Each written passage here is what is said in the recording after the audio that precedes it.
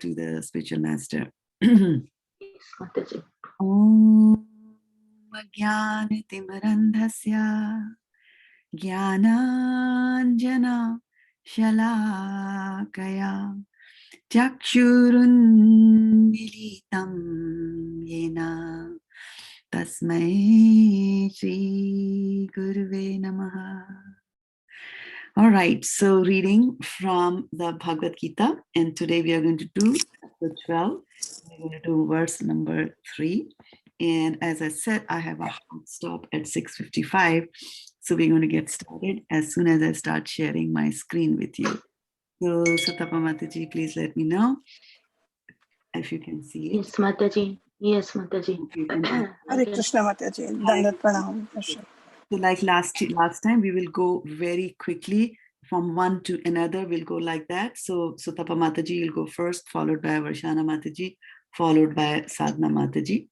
So that way I'll be able to make my time and be on time for the class. Today, His Holiness Hanumat Pesak Swami Maharaj is going to teach my class, so I can't afford to be late there. So I will stop at 6:55, but I want you all to get the most of this class, okay? So 12.3 is actually, this verse is actually a compound verse. There are two verses together, but we will do them one at a time so that we're able to give good time to each one of them. So I'm going to pronounce this. Yeto aksharam anirdesham avyaktam paryupasate sarvatragam achintyam cha kutastham achalam dhruvam. And looking at the word meanings for this, we have ye, those who, tu, but, aksharam, that which is beyond the perception of the senses, anirdesham, indefinite. So they're very nice words that are describing the Supreme Personality of Godhead here. So we should get familiar with this. And these words are going to come in handy when you memorize these. It's going to come in handy later on, because you'll see these words being described and used multiple times in these other scriptures as well. So it starts with anirdeshyam, which is indefinite, cannot define. Avyaktam, unmanifested, so cannot see with your eyes. Paryupasyate, completely engaged in worshipping. This is for the devotees engaged in this worship. Then we have sarvatragam, all pervading. So another property of the Lord. So Arnideshyam, Avyaktam, and Sarvatragam means all pervading. This means he's everywhere, even in the atoms. Achintyam, inconceivable. It's a difficult thing to understand that. Cha also, Kutastham. Again, here's an important verse coming up. Kutastham means unchanging. That does not change. Achalam is immovable, cannot move him. And Dhruvam is fixed, so he is fixed. Right? Again, difficult to understand that if he's fixed, then how he's all pervading. So that's why he says that he is inconceivable. Sanniyam, so this talks about, what the other devotees do in order to get him. But we're going to stop here because this is verse number 1. So verse number 1 ends at Dhruvam. Okay, so we will go about reciting and practicing. So our reading order, as you can see on the screen, is Sutapa Mataji, Varshana Mataji, Sadhana Mataji, and Soni Mataji. So we're going to start practicing that. And like I said, like last time, pass the baton really quickly. As soon as you're done, the next person should start reciting. That way you'll be able to do more verses. Okay, I'm going to recite that one more time.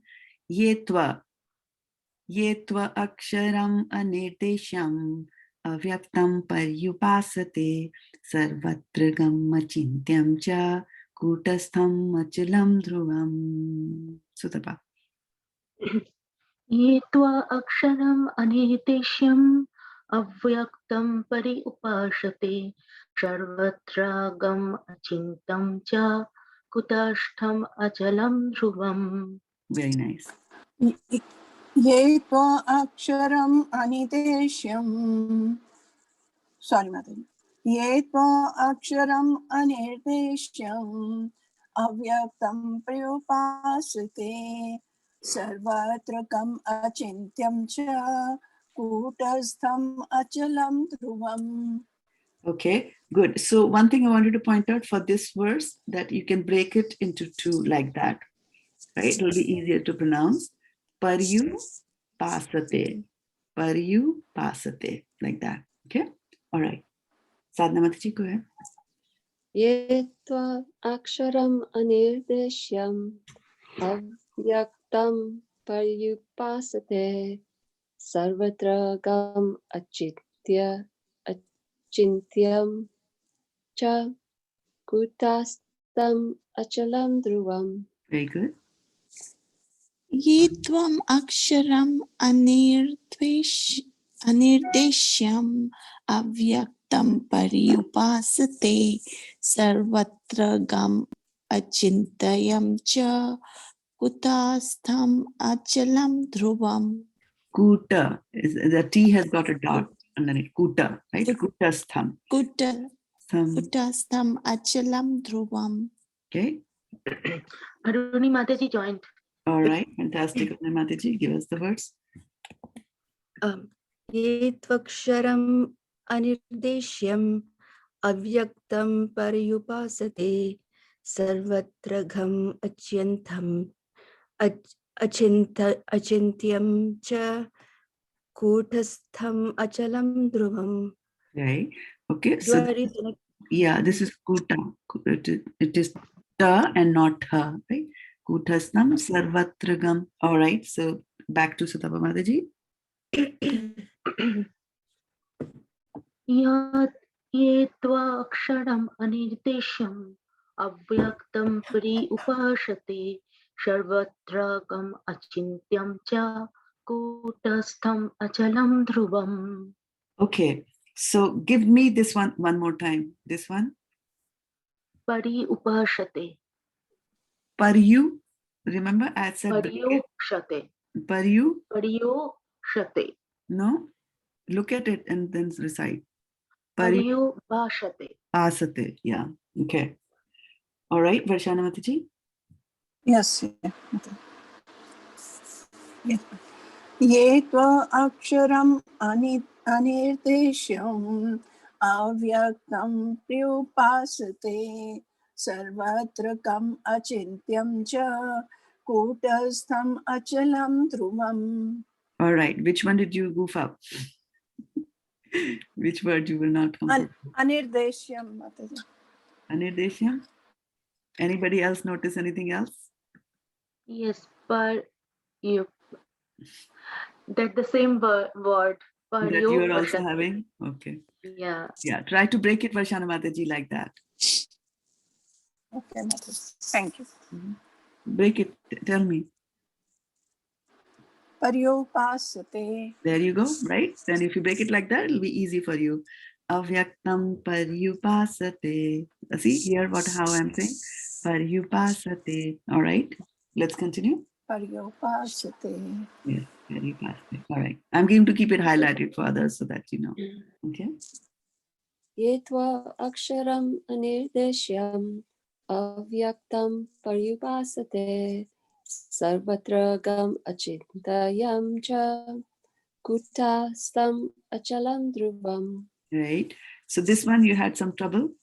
So Yeah. again, you can break it into achin and then tyam. Ah, okay. Achin, I was trying to break it at the T after the T. That's why. after the T. Yeah, and you were having trouble there. Yeah. Achin tyam.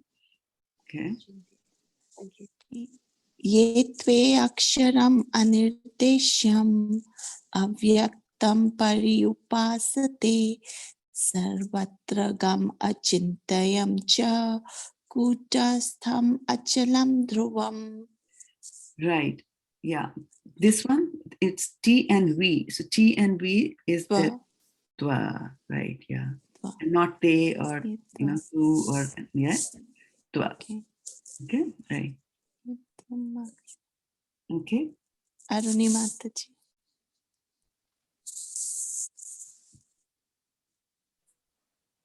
Okay. Aruni Mataji. Okay, maybe she's not there. Let's get back. Ye tva aksharam anirdesham avaktam paryupashate sarvatra gam achintyam cha kutastham achalam dhruvam. Very good. ये त्वा अक्षरम् अनिर्देश्यम् अव्यक्तं पर्युपासते सर्वत्र गम् अचिन्त्यं च कूटस्थम् अचलं ध्रुवम्. Okay, try this line one more time. Which line? The one which is highlighted. Yes. Avyaktam priyupasate. Okay, try this word one more time. Pariyupasate. Yeah, it's not prayu, it is paryu. You Pariyu. see that? You see the difference? Yeah, it's not pra, it is par. Right? See, paryu. ठीक है. You see this one? Pariyu. Paryu. Yes, ma'am. Okay. Pariyupasate. Pariyupasate. Right, yeah.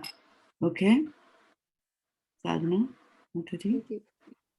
May I just quickly ask, with the two S's in the first sentence, the S with the dot below and the S with the accent, what are the two different pronunciations? Actually, I don't know what the two pronunciations are. They usually, I have just heard everybody, I'm not able to decipher the difference between the sh and ch. Yeah, Okay. both are pronounced as SH. Yeah, yeah. Sh. Right. Yeah. Sure. Aksharam, Anirdeshyam. You see, you don't see the There's a difference. sure. Yeah. Yeah. Krishna. So Krishna is this S there. Yeah. Is the one with the dot, is that a harder sh as opposed to sh and sh? I don't know.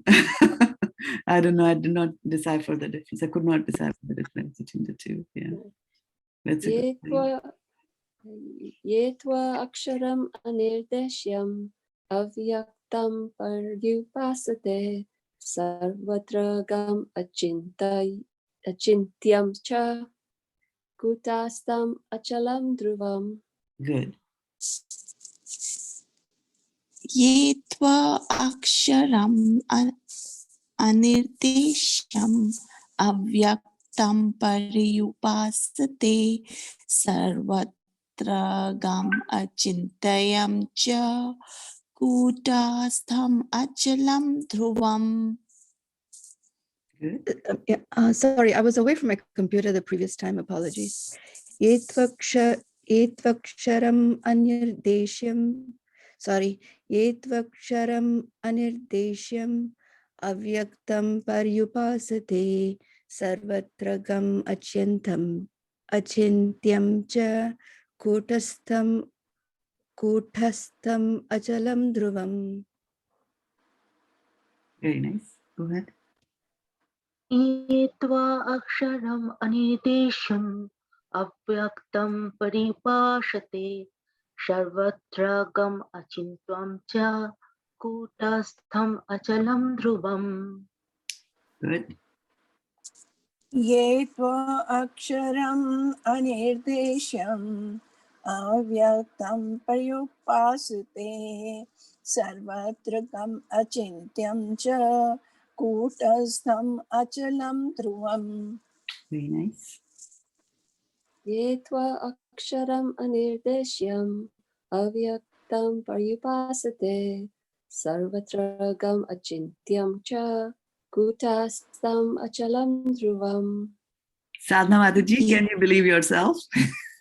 No, I know. That was fantastic. Yes, Mataji, it sounded so beautiful. So, Yeah, and so smooth and no So stopping. smooth, yeah. Yeah, no stopping at all. Fantastic. Okay. Thank you for all your help. It's wonderful being here. There you go. Okay. ये त्वा अक्षरम् अनिर्देश्यम् अव्यक्तं पर्युपासते सर्वत्र गम् अचिन्तयं च कूटस्थम् अचलं ध्रुवम्. Right.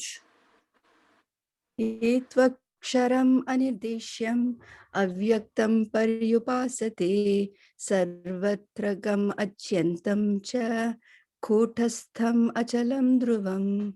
Good. This is achintyam. It is achintyam and not achintam, right? It's the difference between tam and tyam. Achintyam. You see this one, if you understand the script here, achintya. So this ta and va, yeah, like that. Achintyam. Okay. And we see Garima Mataji also joined us. So go ahead, Garima. Yes, Mataji. Yetiv aksharam anirdesham avyaktam paripasate sarvatragam achintyam cha kutastam achalam dhruvam So saniyamindriyagram. we are just doing the first one. We are just doing Okay. one today. So this is kuta. It is not kuta. It's kuta. Because there's a T over here, right? And then this one is twa. This is T and V. So twa. You see over here, Garima? Twa. Yes, Mataji. Okay. Tua. All right. Go ahead. Tua. Back to Sutapa Mataji. ईत्वा अक्षरम् अनिर्देश्यम् अव्यक्तं परिभाषते सर्वत्र गम् अचिन्त्वं च कूटस्थम् अचलं ध्रुवम् Yeah. Give me this word one more time. पर्युपशते Paryupasate. Paryu. Yeah. पर्युपशते. Yeah. You have to break it here. Paryu. Yes. If you just try to do pari, then you'll have trouble going with the rhythm. Okay. Okay, good. Let's go. ये त्वाक्षरम् अनिर्देश्यम् अव्यक्तं पर्युपासते सर्वत्र कम् अचिन्त्यं च कूटस्थम् अचलं ध्रुवम्. All right, good. ये त्वाक्षरम् अनिर्देश्यम् अव्यक्तं पर्युपासते सर्वत्र गम् अचिन्त्यं च कूटस्थम् अचलं ध्रुवम्. Very good. And you should try to practice this all the time today. You will memorize it. Paryupasate. So this is a S with no dots anywhere. Paryupasate. Paryupasate. Right? So for everybody, if you say Paryupasate, it will be easier for you to go with the rhythm there. Okay, very nice. One more. Ye त्वा अक्षरम् अनिर्देश्यम् अव्यक्तं पर्युपासते सर्वत्र गम् अचिन्त्यं च कूटस्थम् अचलं ध्रुवम्. Very nice. Okay. ये त्वाक्षरम् अनिर्देश्यम् अव्यक्तं पर्युपासते सर्वत्र गम् अचिन्त्यं च कूटस्थम् अचलं ध्रुवम्. Very good. ये त्वा अक्षरम् अनिर्देश्यम् अव्यक्तं पर्युपासते सर्वत्र गमचिन्त्यं च कुटस्थम् अचलं ध्रुवम्. Very nice. All right, one more time.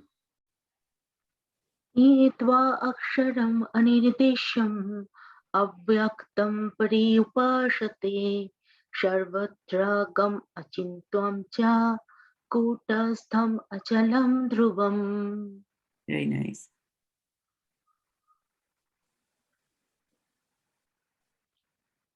Varshana Mataji, you are on mute. Sorry.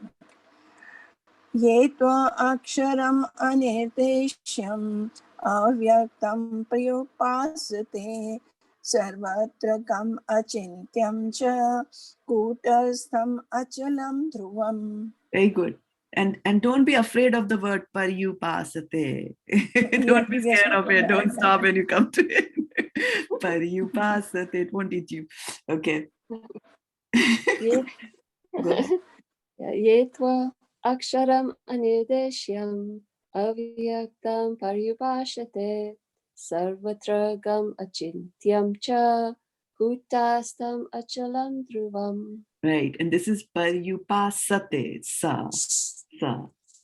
Right? Practice this one. Okay. Next one. Who's coming next?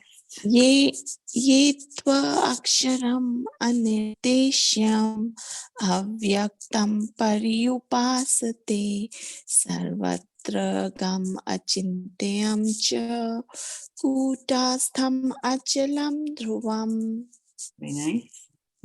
ये त्वक्षरम् अनिर्देश्यम् अव्यक्तं पर्युपासते सर्वत्र कम् अचिन्त्यं च कूटस्थम् अचलं ध्रुवम्. Very nice. Very nice. ये त्वा अक्षरम् अनिर्देश्यम् अव्यक्तं अव्यक्तं पर्युपासते सर्वत्र गमचिन्त्यं च कुटस्थम् अचलं ध्रुवम्. Very nice. And we'll go and look at the synonyms just so that we understand this verse, because I think you all are ready to memorize it. So keywords, aksharam, that which is beyond the perception of the senses. There is shar and akshar. So this is akshar, your senses cannot perceive. Anirdeshyam is indefinite. Avyaktam, unmanifested. Then sarvatragam, all pervading. Achintyam, inconceivable. Kutastham, kutastham is unchanging, that does not change. Achalam, immovable. Dhruvam is fixed. So some of the things are inconceivable because they are opposite.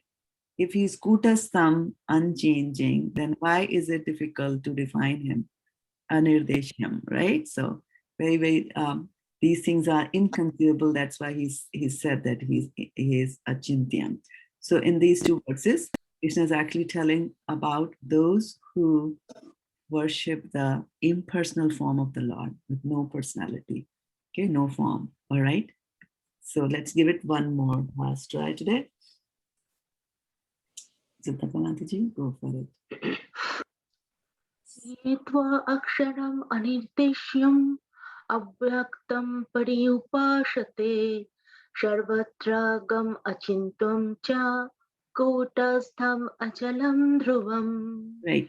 So I also wanted to point out up to Sadhana Mataji, when I'm telling you Pariyu Pasate, and if you wonder why I don't tell that to Sutapa, right? Right. And that's because Sutapa is coming from Bengal. And so Bengalis, instead of Sa, they will pronounce a Sha. So she has got a huge load of samskara in her, which will be difficult for me to change, right? So when people are coming with, heavy accent, then we just live with it. But for those who don't have any accent, who are a clean slate, I'll be able to write easily on your slate, Sadhana. Then I'll be able to write on Sutapa's sheet. Okay, gotcha. So that's why, Right. yeah. Right. Okay. And that's why I do my own recording, so that, that should be a frame of reference, how it is to be done. Okay. And I already posted that recording. All right. Let's go. ये त्वाक्षरम् अनिर्देश्यम् अव्यक्तं पर्युपासते सर्वत्र कम् अचिन्त्यं च कूटस्थम् अचलं ध्रुवम्. Very nice. And that is why Varshana Mataji, who's from Bengal, who's from Punjab, will face problems with par and pra. When it is pra in Punjab, it will be par, and like that. Or pri and pra, prakriti or prakriti, like that. They'll always have those things. So this is what samskaras mean. They are etched, and it takes a lot of sandpapering to clean it up. Yeah. All right. Go ahead. Ye tva aksharam anirdesyam avyaktam paryupasate sarvatra gam achintyam cha kutastam achalam dhruvam. Right, good. Right. Arnirdesyam. So this is a sha. This is a sha of the other type, and this is just a sa, right? This is simply a sa. Okay. See? Yeah. Good progress, everybody. ये त्वाक्षरम् अनिर्देश्यम् अव्यक्तं पर्युपासते सर्वत्र गम् अचिन्त्यं च कूटस्थम् अचलं ध्रुवम्. Very nice. Okay, let's give it one more time. I think we have 2 minutes. We can tuck in a few more. Yeah. Mataji, I cannot recite at this moment. Please go ahead. Wait, isn't it my turn? ये त्वक्षरम् अनिर्देश्यम् अव्यक्तं पर्युपासते सर्वत्र कम् अचिन्त्यं च कूटस्थम् अचलं ध्रुवम्. Very nice. ये तो sorry Mataji. ये त्वाक्षरम् अनिर्देश्यम् अव्यक्तं पर्युपासते सर्वत्र गमचिन्त्यं च कुटस्थम् अचलं ध्रुवम्. Very nice. And here, Sutapa Mataji, are things okay? Varshana Mataji, please. Are Varshana things, Mataji, Okay. are things Okay, okay with you, Sutapa? yes, Mataji, I'll talk to you later. Okay. Okay. Alright. ये त्वाक्षरम् अनिर्देश्यम् अव्यक्तं पर्युपासते सर्वत्र कम् अचिन्त्यं च कूटस्थम् अचलं ध्रुवम्. Very nice. Hare. ये त्वा अक्षरम् अनिर्देश्यम् अव्यक्तं पर्युपासते सर्वत्र गम् अचिन्त्यं च कूटस्थम् अचलं ध्रुवम्. Very nice. ये त्वा अक्षरम् अनिर्देश्यम् अव्यक्तं पर्युपासते सर्वत्र गम् अचिन्त्यं च कूटस्थम् अचलं ध्रुवम्. Very nice. ये त्वक्षरम् अनिर्देश्यम् अव्यक्तं पर्युपासते सर्वत्र गम् अचिन्त्यं च कूटस्थम् अचलं ध्रुवम्. Very nice. ये त्वा अक्षरमनिर्देश्यम् अव्यक्तं पर्युपासते सर्वत्र गमचिन्तं च कुटस्थमचलं ध्रुवम्. कूटस्थम् अचलं ध्रुवम् ये त्वक्षरम् अनिर्देश्यम् निर्देश्यम् अव्यक्तं अव्यक्तं पर्युपासते पर्युपासते सर्वत्र सर्वत्र अचिन्त्यं च गमचिन्तं च कूटस्थम् अचलं ध्रुवम्. कुटस्थमचलं ध्रुवम्. Okay, dear devotees, fantastic work. Very, very good progress. I'm very impressed with each and every one of you, despite, whatever background you're coming from, whatever languages that you have, is your first language. You're doing very, very good. Okay, so I'll have to take leave, unfortunately, and fortunately, because I'm going to go to my class, which starts at 7 o'clock. And where Hanumit Prishak Swami Maharaj is speaking. So I can't afford to be late there. I'll be scolded nicely. All right. So you take care and we'll meet on Monday, my time evening. Hare Krishna, Dandat Pranams, Jai Shri Prabhupada.